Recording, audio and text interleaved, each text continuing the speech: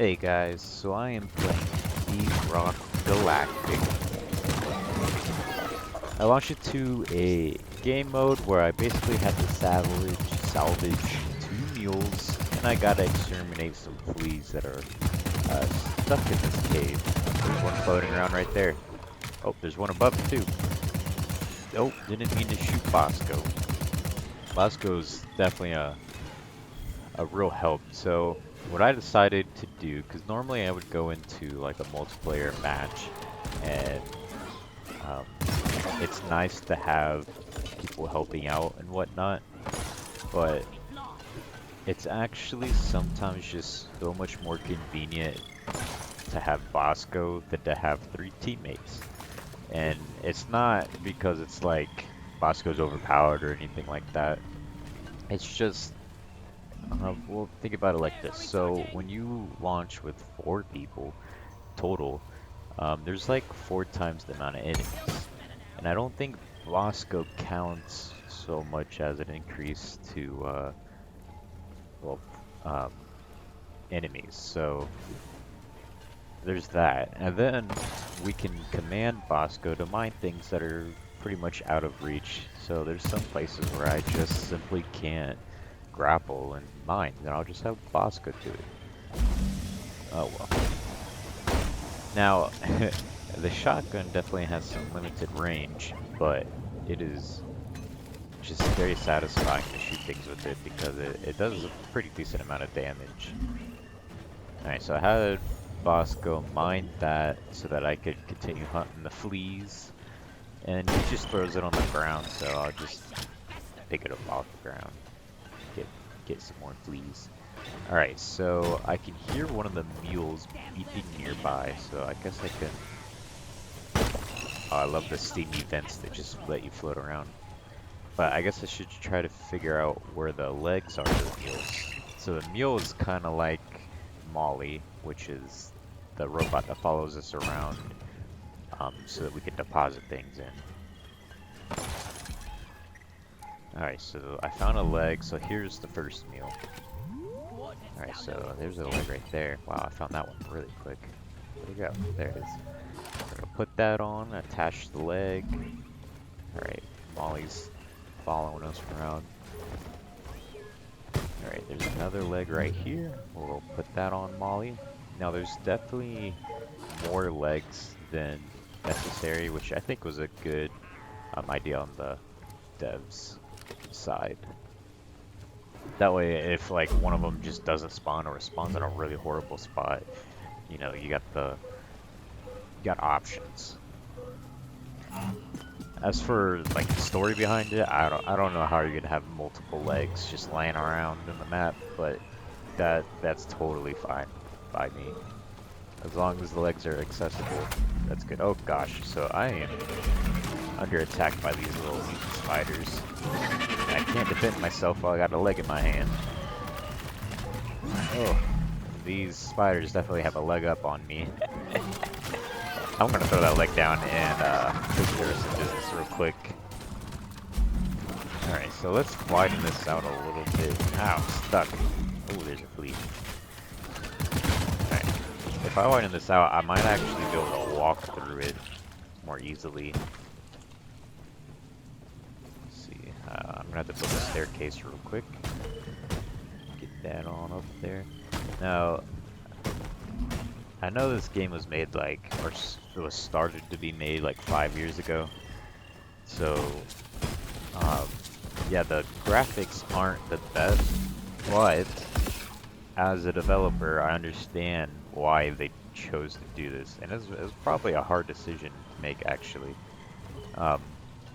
This game is 4 gigabytes. This is a huge game, but it's only 4 gigabytes because they used low polygons. So you see how everything's got very visible triangular dimensions? Well, that's why. So the more polygons you have, the more the game has to render, the more the game has to save, the more the game has to load, and it's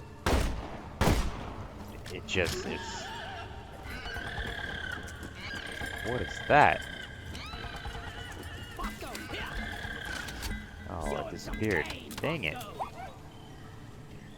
But yeah, the more polygons you have in a game, the bigger the file is, the longer it takes to do anything. And I mean, if the game's good and fun enough, like if you can get it out on the market and visible, okay, so yeah, that was an extra leg I didn't need. But if the game's out there, does good enough, sometimes the graphics just don't matter all that much. If you made a fun game, again. Great you're work. good.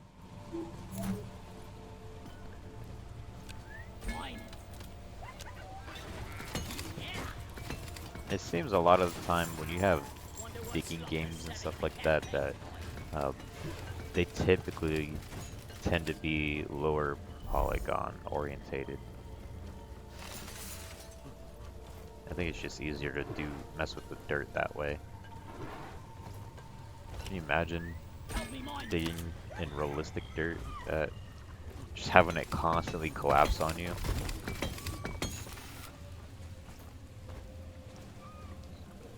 You know, now that I think about it, there's a lot of survival games where they're basically all the same, where you just chop trees, build houses, defend yourself, whatever. Whether it's dinosaurs, aliens, zombies, or just other players. There's really not one where they go in depth on dirt and stuff, where they make like realistic dirt. You know, Rust has like cave rooms and stuff like that. I don't know about other games. You know, in another video, I'm going to actually dig all the way up that hole and see what's up there. And I'll actually dig all the way down too. I think that'll be a good video. I might need some help though. I'm gonna have to get somebody to help me. Oh, is this? Have I been here yet? I don't think I've been here. Let's see. I think I've been down there. Let me just finish, see what's up here. I doubt this is the way to go because it's going up and typically going down is the answer. Oh, okay, so yeah, that just empties out somehow. Back into the cave. Let me collect this real quick. Bosco emptied some things for me. Alright, we still got 3 fleas we need to kill too, but we don't have to worry about that quite yet.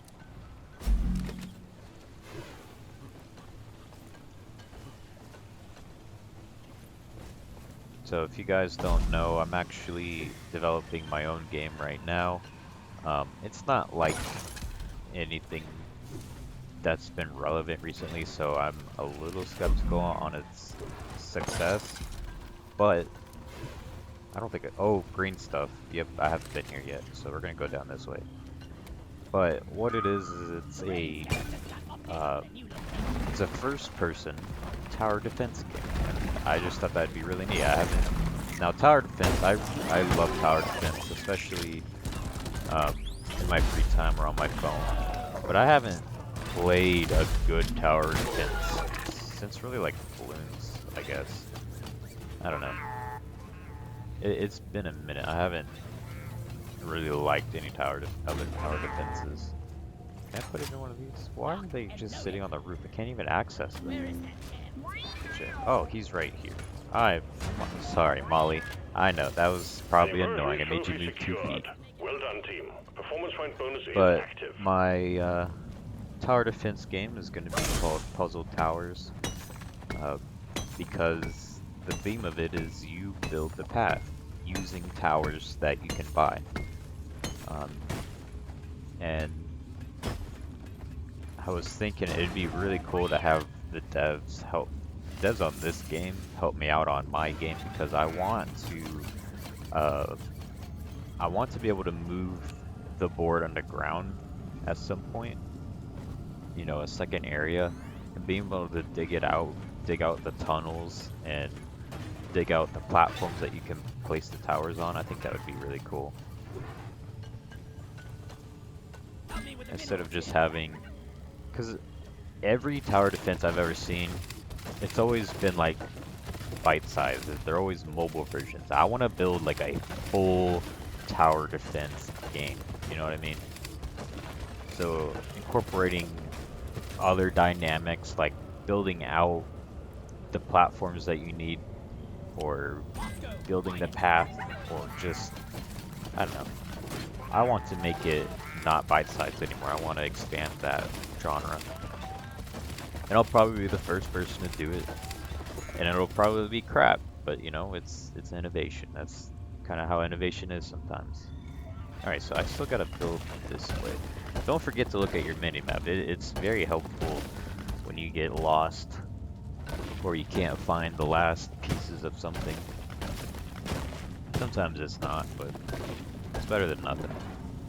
Where the heck is this stupid hole? I could really use a digger right now. Now Bosco could technically help me dig, but he's not the best at it.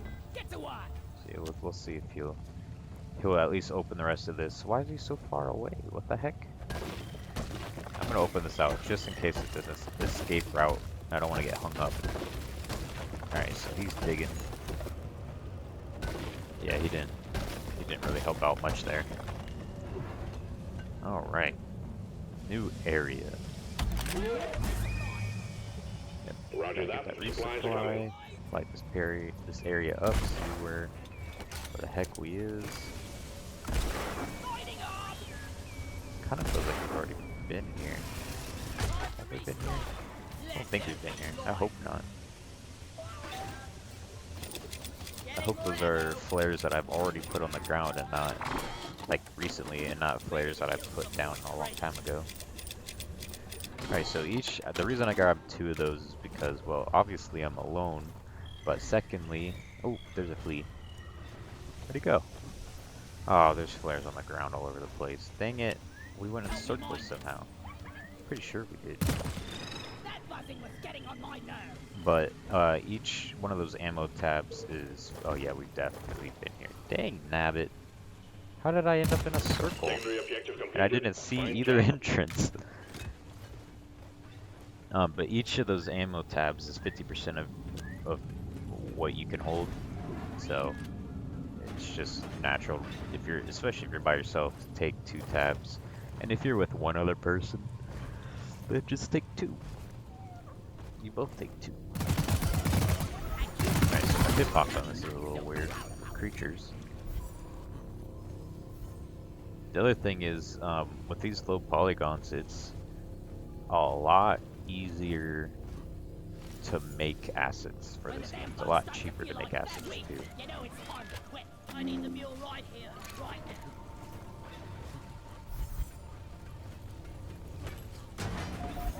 Alright, deposit what I have left, and I think I have all the fleas, so I think we're going to continue with the rest of the objectives. The mules are heading back. Follow them and let's get that drop pod fixed. Remember, you can always deposit on the side of the drop pod.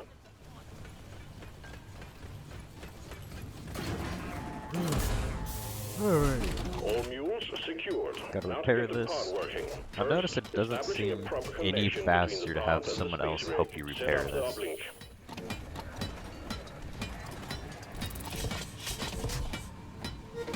You know, actually, one problem I've had with this game, and it's not like a mechanic problem or anything like that, it's just the skins are really lackluster. Like, I don't, with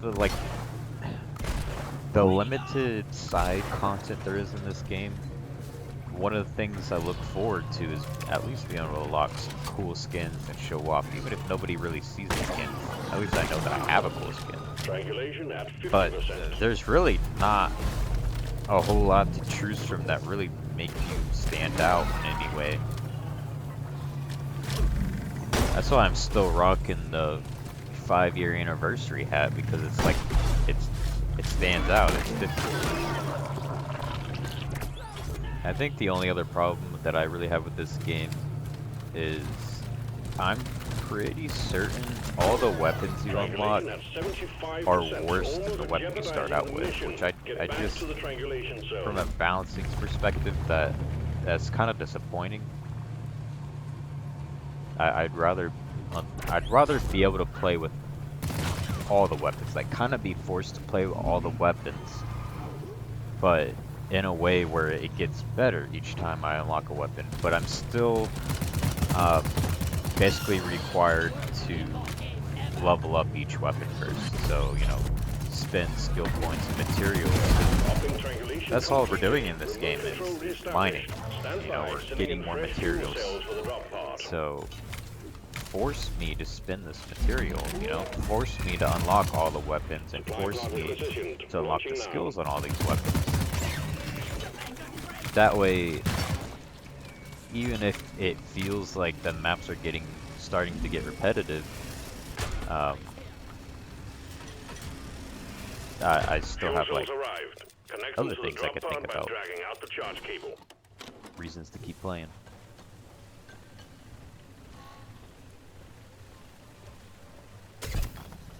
The developers are definitely riding a thin line on adding content. Like, I've noticed that after playing for like a certain amount of time, it feels like you're playing against the same monsters or the same maps, and then a couple missions later, suddenly something new happens. You know, it's a new map, like an ice map suddenly comes out of nowhere. And you're like, oh, wow, okay. Or fucking technologies start spawning. And you're like, oh, jeez, okay, so now I'm fighting robots. This is different. So they're definitely riding the line on introducing new content, which is fine. I'm not saying there's anything wrong with that. But I keep getting worried, like, there's not much depth. Kind of like how there's not much depth on the fuel cells at 50%. Wanting to try new weapons or wanting to try new perks or new skills or something like that. There's no depth to the customization, even though they have a ton of options. It's borderline all the same things. And I've also noticed that a lot of the time the colors are limited to a specific dwarf. So if you wanted to be blue, you have to be a scout. You can't have red armor on a scout. It's just fuel cells at 75%. You're almost there.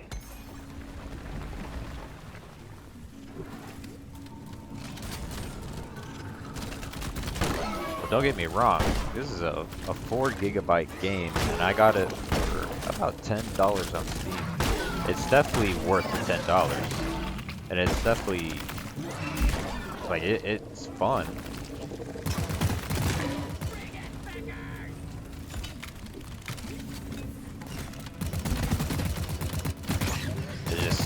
It makes me question some things every now and then, you know? But that's just how games are. It's been around 5 years and it has, like, extremely positive reviews, so, oh, you know what's really fun to play? I'll have to upload a video of it. Fighting dreadnoughts. That was one other thing. Like, I like the challenge of being swarmed every now and then, but good lord, sometimes the swarms are just too much. But introducing something like a dreadnought, that was a challenge. That was actually pretty exciting to fight. It's probably not exciting to fight by yourself, but at least in a group, it's pretty fun to fight.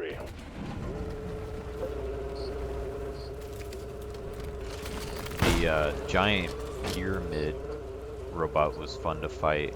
I guess like the first time, but it wasn't really dynamic in any way. So it was more of like a really cool visual thing than a experience thing.